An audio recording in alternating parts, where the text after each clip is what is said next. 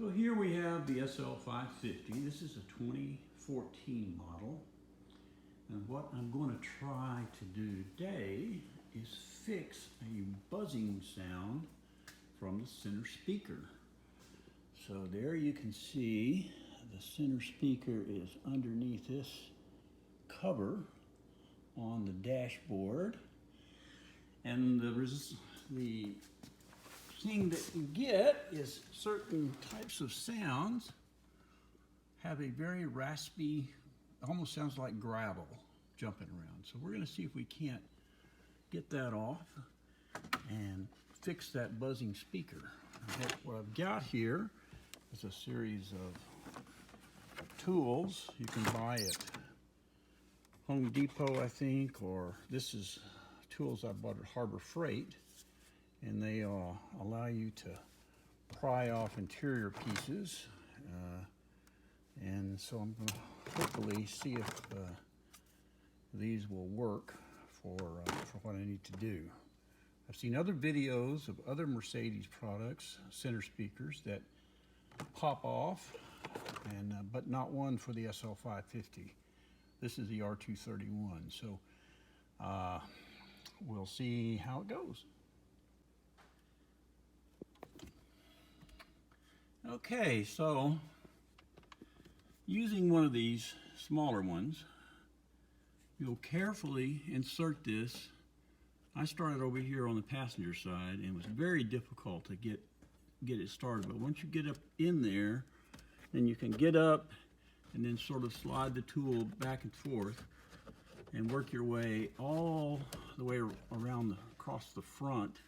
And what's on the bottom here, you can see, are these little catches that slot into pieces there on the dash itself. Now once you get started, you can work your way around and pop this whole assembly off. And underneath here, of course, is the clock connection, and then there's the proximity sensor back there. So I'll have the connectors off of that shortly, and we'll have the whole thing out, and then we'll see if that speaker is messed up or what. Okay, so now we have the grill off. Now that was a little difficult to get off. The connectors have little, you can see that, you have to push on these little retainers here, and it's a little tricky to get those off. You have to apply pressure there to unplug them. So it's a bit fiddly, as the Brits would say.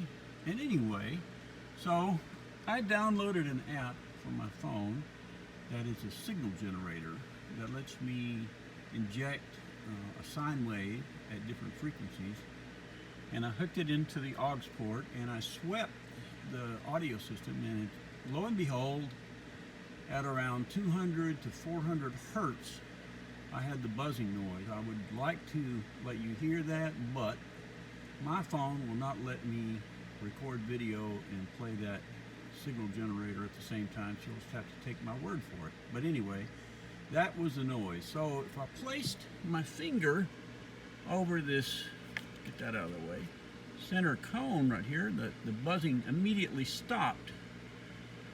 So I started investigating that. I pushed up on the side of the speaker, and I pushed on the side of the cone, and nothing seemed to change the buzz except putting my finger right there.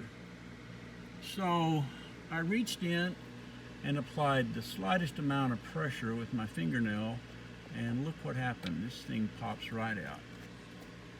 And this is a little cover that's glued to the center of the speaker, and without that on there, there is no more distortion. So apparently the glue around the seam has failed, and that was bouncing up and down, and it just so happened that caused it was resonant, I guess, at those frequencies. So I'm going to glue that back in and retest it, and I'll let you know.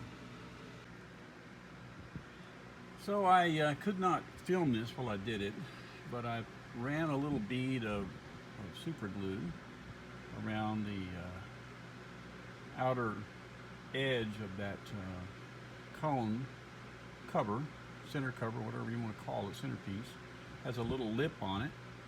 I just ran a small bead of this. This is it's basically super glue. You can get it at a hobby store, and it comes in various thicknesses. This is medium thickness, so you don't want the real runny stuff. And you will get it on your fingers, so be prepared to quickly wipe it off with a paper towel or something, and then wipe off whatever you might have spilled on the speaker cone. So as soon as it dries, we'll run another audio test and see if it fixed it.